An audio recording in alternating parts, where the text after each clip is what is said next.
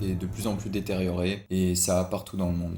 On voit quelque chose qui brille au fond de l'eau, on descend croyant voir un banc de poissons, mais il s'agit d'une canette rouillée, d'une capsule. On se rend compte que d'une année à l'autre, la faune sous-marine n'est pas seulement affectée par cette pollution, mais elle se fait vraiment remplacer petit à petit. On a décidé d'utiliser les armes qu'on connaissait pour dénoncer ces débordements, à savoir les images et la force des histoires.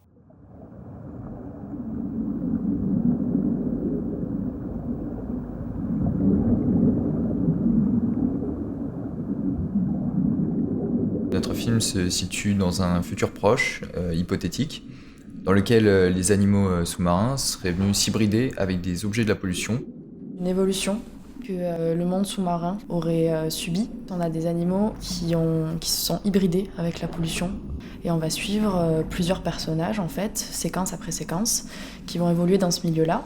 On va suivre au début un poisson, on va suivre ce mérou qui fait sa vie, qui cherche à manger. Là il se fait prendre en chasse par un requin. Ensuite on va suivre un peu l'histoire de plein de personnages de la même manière que ça.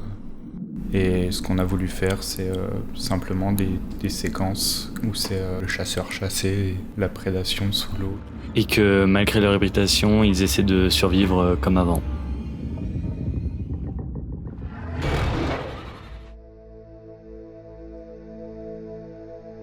Donc en fait le jeu c'était de regarder des bestiaires d'animaux et de repérer quelles étaient les formes intéressantes, quelles étaient les analogies de formes qu'on pouvait faire avec des objets de la pollution qui existent.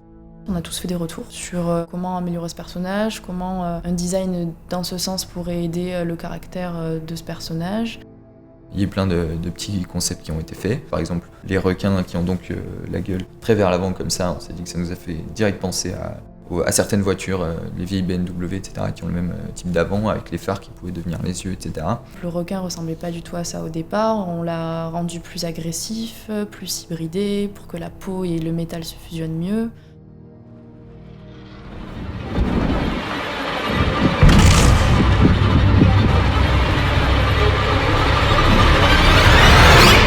J'ai aussi réalisé le mérou, donc un mérou qui est mixé avec un baril d'essence, qui lui sert du coup de protection. Je me suis occupé de la modélisation d'une armée de crabes. C'était pas non seulement un personnage, mais c'était 200 personnages en fait. Il fallait avoir plusieurs pinces, plusieurs capsules, plusieurs pattes, plusieurs éléments du corps en fait pour pouvoir créer une véritable armée.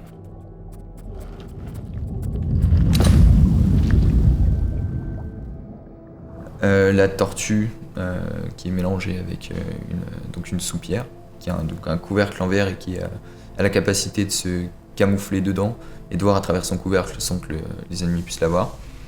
J'ai réalisé aussi les petits planctons LED, donc les petites crevettes mixées avec des composants d'ordinateur.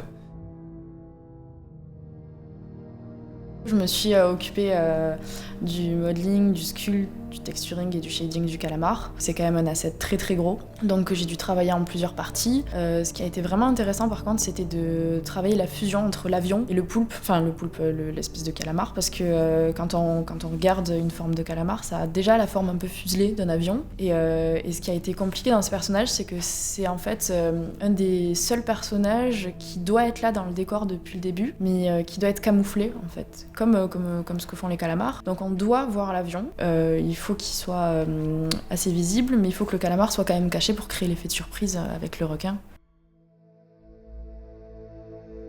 À l'image des personnages archétypaux, on a travaillé des séquences archétypales avec des séquences plus tranquilles, des séquences plus d'action, des séquences plus menaçantes, etc., plus pesantes. Et on a créé ensuite le lien via nos personnages. Comme on a un film qui a un gros voyage sous l'eau, on s'est inspiré de beaucoup de films pour essayer de développer des séquences. De s'inspirer un peu des films à grand budget, de type blockbuster. On a regardé tout ce qu'on pouvait trouver et dès qu'on voyait une bonne idée, on la prenait. On a cherché des effets et des ambiances qui fonctionnaient. C'est par exemple la séquence, toute la partie qui est dans le tunnel. Ça découle d'une idée où on aimait bien un cadrage qui était dans Star Wars. On a essayé de reprendre ce mouvement qui était une partie de la course-poursuite et au final on a enlevé ce qu'il y avait avant, ce qu'il y a après.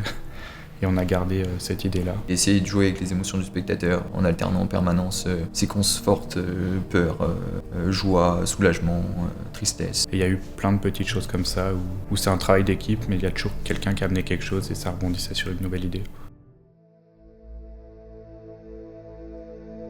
Moi, je me suis du coup occupée du lighting, des colorboards et des lightboards. Et on avait tous des envies en fait de faire un film réaliste, donc des rendus réalistes, des lumières assez réalistes. On était tout le temps en train d'essayer d'avoir des éclairages à la fois cohérents d'un point de vue physique, d'un point de vue lumière, mais tout en ayant un parti pris assez osé au niveau des directions et des couleurs extrêmes qu'on peut mettre sous l'océan. Moi, ce que j'ai apporté, c'est le côté un peu plus fou sur la lumière, sur des intentions plus dirigées, plus artistiques en fait, pour essayer de s'éloigner justement d'une lumière qui serait trop réaliste et de quelque chose de trop fade. La difficulté là-dessus, ça a été d'avoir le juste milieu entre réalisme et quelque chose de plus artistique en fait, qui voudrait s'éloigner du réalisme. Chaque séquence a vraiment une particularité, c'est-à-dire que pour par exemple la séquence des crabes, on voulait quelque chose qui soit un peu creepy, un peu inquiétant, un peu gore aussi parce que c'est quand même un charnier, mais on voulait quelque chose de très beau et un peu magique à la fois.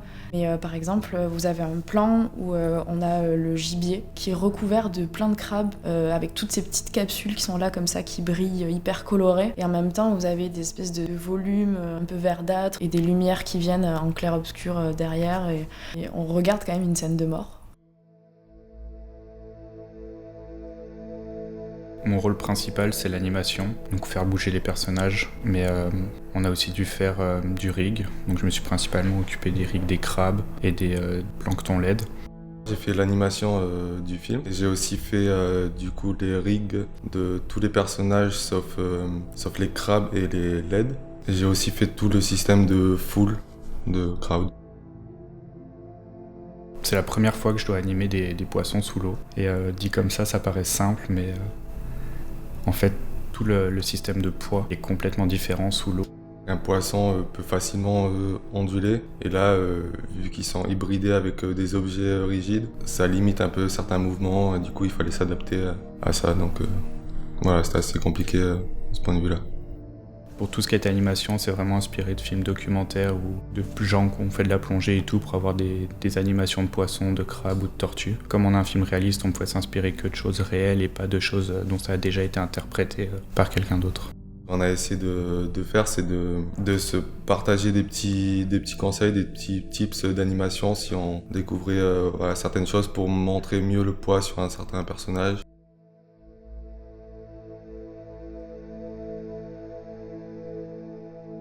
Dans ce film, il y a quelque chose qui est très intéressant du point de vue des FX, c'est qu'on a énormément d'effets différents, de la destruction à faire, de la simulation de fluides, de la simulation de particules, et donc du coup ça a permis de vraiment explorer beaucoup de choses de ce domaine-là, et en plus de devoir les utiliser dans un milieu sous-marin. Donc c'est de la compréhension pour pouvoir l'adapter et rendre le feeling qu'on voulait.